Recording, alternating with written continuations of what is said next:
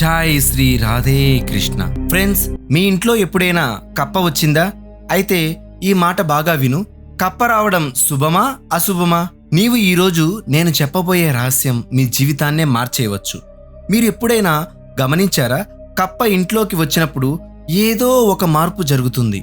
ఈరోజు మనం ప్రేమానందాజీ మహారాజ్ ప్రవచనం నుండి ప్రేరణ పొందిన ఈ విషయం గురించి మాట్లాడుకుందాం. చాలాసార్లు ఇంట్లో కప్ప నడుస్తూ కనిపిస్తే మనం షాక్ అవుతాం, భయపడతాం, లేదా దాన్ని బయటకు తీసేస్తాం. కానీ ఎప్పుడైనా ఆలోచించావా, ఆ కప్ప నీ జీవితానికి సంబంధించిన ఏదో సందేశం తెచ్చి ఉంటుందేమోనని? ప్రేమానందాజీ మహారాజ్ అంటారు, ప్రకృతిలో ఏ జీవైనా కారణం లేకుండా రాదు. ప్రతి జీవి ఒక శక్తిని, రహస్యాన్ని, సంకేతాన్ని తెచ్చి ఉంటుంది. ఈరోజు మనం కప్ప ఇంట్లోకి రావడం శుభమా అశుభమా అని మాట్లాడుకుందాం. ఈ కథను చివరి వరకు చూడు, ఎందుకంటే చివరిలో నీకు ఒక అద్భుతమైన ఉపాయం కూడా తెలుస్తుంది.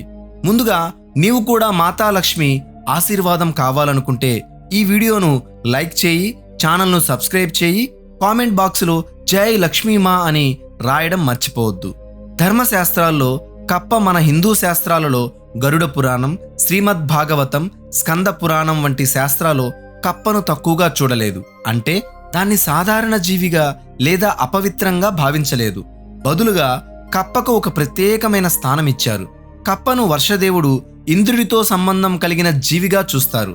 వర్ష ఋతువులో కప్ప దేవతల దూతలా పనిచేస్తుందని నమ్ముతారు. వర్షం ఫలవంతం శక్తి కప్ప. వర్షానికి మనం జీవించడానికి నీళ్లు ముఖ్యం కదా.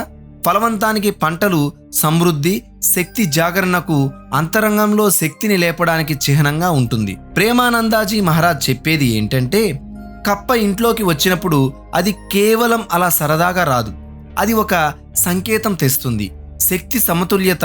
కప్ప రావడం అంటే నీ ఇంట్లో సానుకూల శక్తి, పాజిటివ్ ఎనర్జీ సమతుల్యంగా ఉందని సూచిస్తుంది.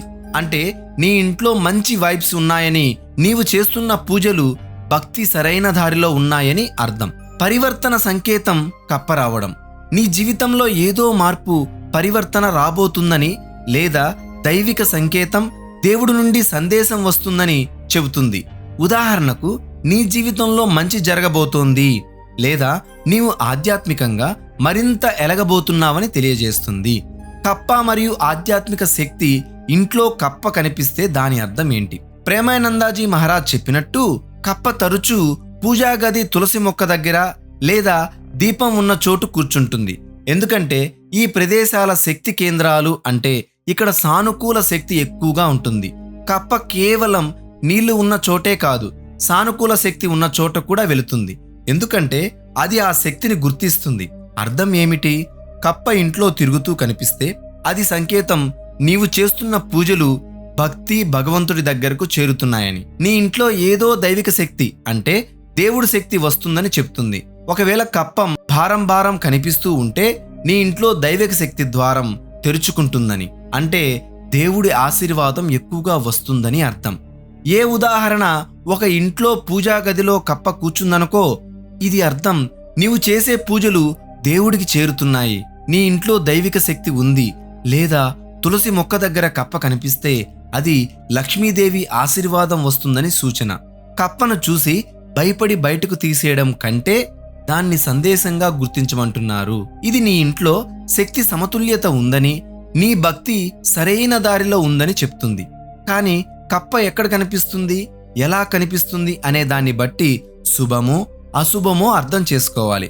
పూర్వం ఒక స్త్రీ ప్రతిరోజు తులసి మొక్కకు నీళ్లు పోసేది, భక్తితో పూజ చేసేది.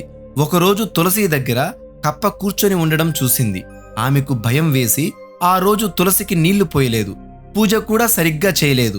మరుసటి రోజు ఆమె దుకాణంలో వ్యాపారం బాగా తగ్గిపోయింది, నష్టం వచ్చింది. ఈ కథ నుండి ఏం నేర్చుకోవాలి? 1. కప్ప రావడం లక్ష్మీ పరీక్ష కావచ్చు. కప్పను చూసి ఆ స్త్రీ భయపడి తను రోజూ చేసే పూజను, తులసికి నీళ్లు పోయడాన్ని ఆపేసింది. దీనివల్ల ఆమెకు ధన నష్టం వచ్చింది. ఇక్కడ కప్ప రావడం అంటే మాతా లక్ష్మి నిన్ను పరీక్షిస్తుందేమో అని అర్థం. లక్ష్మీదేవి చూస్తోంది, నీవు నిజంగా భక్తితో శ్రద్ధగా జీవిస్తున్నావా, లేక కేవలం పేరు కోసం పూజలు చేస్తున్నావా? 2. భక్తి శ్రద్ధ ముఖ్యం. కప్పను చూసి భయపడి పూజ ఆపేయడం కంటే శ్రద్ధగా నీ పని నువ్వు చేసుకుంటూ పోతే లక్ష్మీదేవి నీకు ఆశీర్వాదం ఇస్తుంది. కప్ప రావడం ఒక సందేశం. నీ భక్తిని కొనసాగించు, నీకు ధనం, సుఖం వస్తాయి. 3. కప్ప ఎక్కడ కనిపిస్తే శుభం? కప్ప తులసి మొక్క దగ్గర, వంటగదిలో లేదా ఇంటి ద్వారం దగ్గర కనిపిస్తే అది శుభ సంకేతం. ఇది అర్థం ఓ ధనలాభం, డబ్బు రావచ్చు, ఓ సుఖం, కుటుంబంలో సంతోషం, ఓ సానుకూల శక్తి, ఇంట్లో మంచి వైబ్స్. కప్పను చూసి చీ అని బయటకు తీసేయడం కంటే దాన్ని మాతా లక్ష్మి పంపిన సందేశంగా గుర్తించమంటున్నారు. కప్ప శుభ ప్రదేశాల్లో, తులసి, వంటగది, ఇంటి ద్వారం వద్ద కనిపిస్తే అది నీకు ధనం, సుఖం తెస్తుందని సూచన. కానీ నీవు భయపడి భక్తిని వదిలేస్తే లక్ష్మీదేవి కృపను కోల్పోవచ్చు. మీ ఇంట్లో తులసి మొక్క దగ్గర కప్ప కూర్చుందనుకో, దాన్ని చూసి భయపడి ఓహో ఇది అపశకునమని తులసి పూజ ఆపేస్తే నీవు లక్ష్మీదేవి ఆశీర్వాదాన్ని కోల్పోవచ్చు. బదులుగా అరే లక్ష్మీదేవి సందేశం పంపింది, నా భక్తిని కొనసాగించాలి అని శ్రద్ధగా పూజ చేస్తే నీకు డబ్బు, సంతోషం వస్తాయి.